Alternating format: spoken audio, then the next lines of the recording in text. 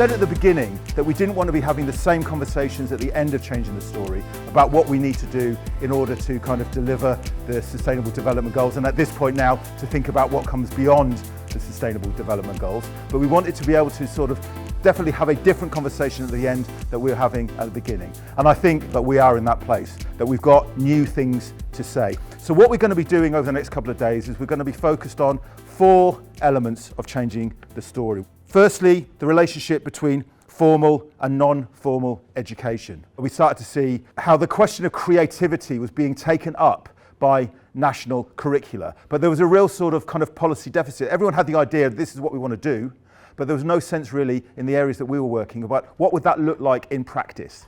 And so what Changing the Story has been about is trying to kind of fill in that policy gap, to try to put flesh on the bones of the policy imperative. The second strand that we've been working on is youth accountability. Now clearly youth-led practice has been at the heart of what we've been doing, but what we've been really seeing as well in Changing the Story is the need is how can you push this further? How can you make projects accountable to the beneficiaries rather than the funders? Or how do you kind of change this sort of the way power works in these projects so that you really you are forced to listen to the young people that are involved in the project. Thirdly, we've been thinking about how these kinds of projects sit within a wider context of development. And so one of the strands that we really want to think about is what we're calling ecologies of action.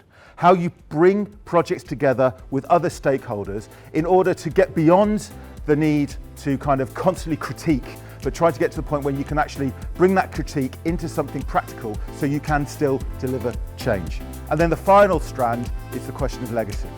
Okay, what we want to do is want to make sure that this project has a legacy. We want to think about what that legacy means.